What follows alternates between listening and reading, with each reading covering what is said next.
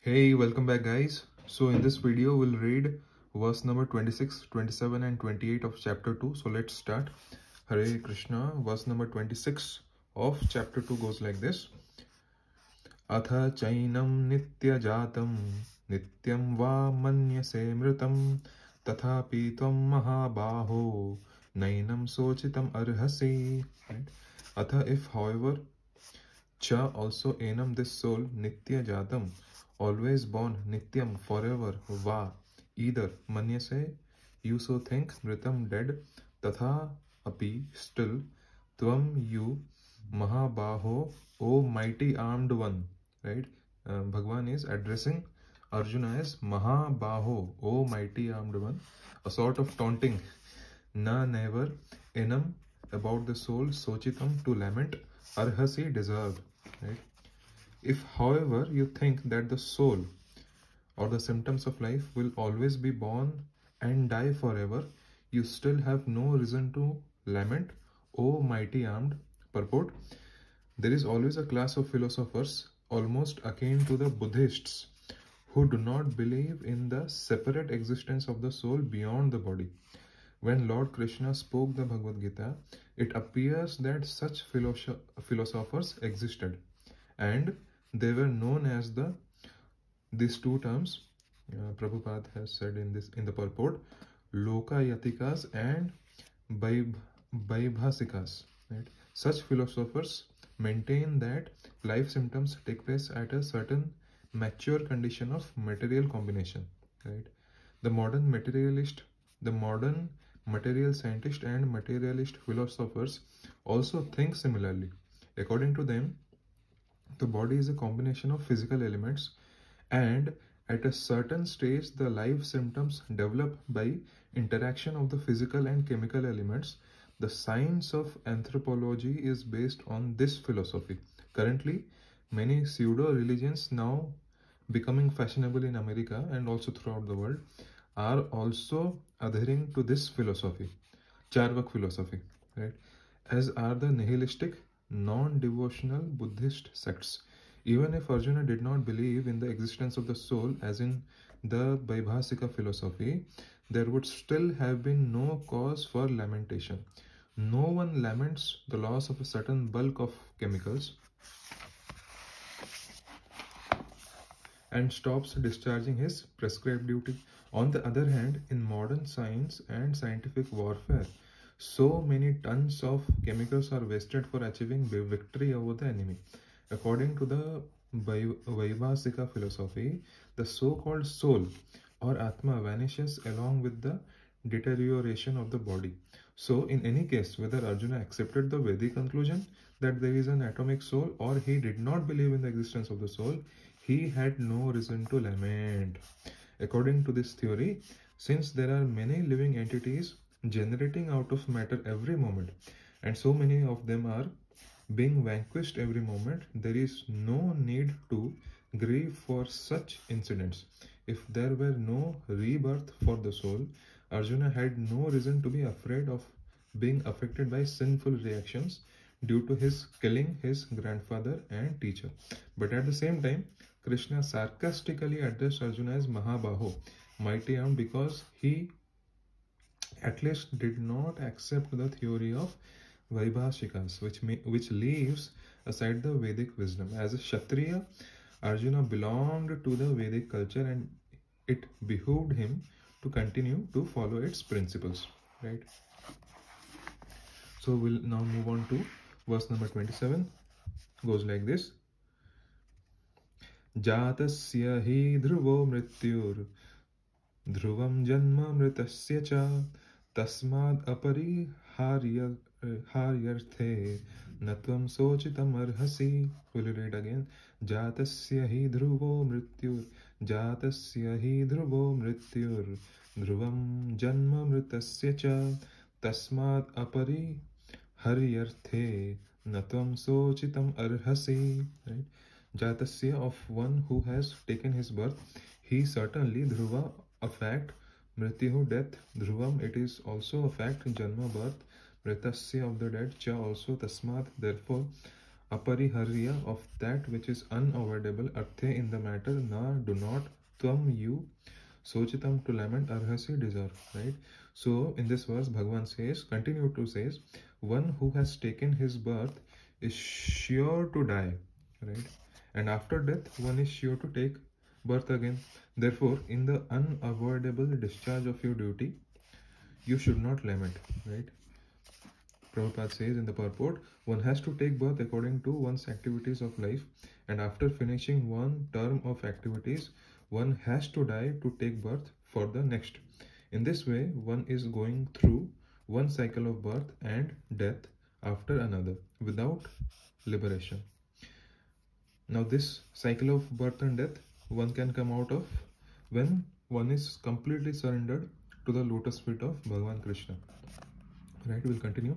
This cycle of birth and death does not, however, support unnecessary murder, slaughter and war.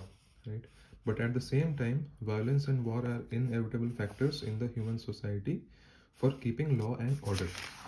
Right. The battle of Kurukshetra, being the will of the Supreme, was an inevitable event, right? And to fight for the right cause is the duty of a Kshatriya. Why should he be afraid of or aggrieved at the death of his relatives, since he was discharging his proper duty? He did not deserve to break the law, thereby becoming subjected to the reactions of sinful acts of which he was so afraid. By avoiding the discharge of his proper duty, he would not be able to stop the death of his relatives, and he would be degraded due to his selection of the wrong path of action, right? Anyways, if he doesn't participate in the war, anyways, the people who are on the other side of the army, the Kauravas, they are going to die, right? It is written in their fate that they are going to die. Anyways, they are going to die. But in this battle of dharma, right, it is the duty of Arjuna to uphold the dharma and fight against, right, adharma, right? So we'll move to verse number 28. In verse number 28, Bhagwan goes on to say, Avyaktadini bhutani vyaktamadhyani bharata avyakta nidha nanyeva tatra ka paridevana. Avyaktadini bhutani vyaktamadhyani bharata avyakta nidhananyeva tatra ka paridevana. Avyakta adini, avyakta adini, in the beginning, unmanifested, bhutani, all that are created, vyakta, manifested, madhyani, in the middle, bharata, O descendant of Bharata, avyakta, non-manifested, nidhanani, when vanquished, eva, it is all like this, all like that, tatra, therefore, ka, what, paridevana, lamentation, right? So in this verse, Bhagavan says, all created beings are unmanifest in their beginning, manifest in their interim state, and unmanifested again when annihilated.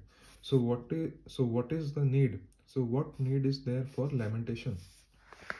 This cycle will continue again and again. So Arjuna, why are you lamenting? Right?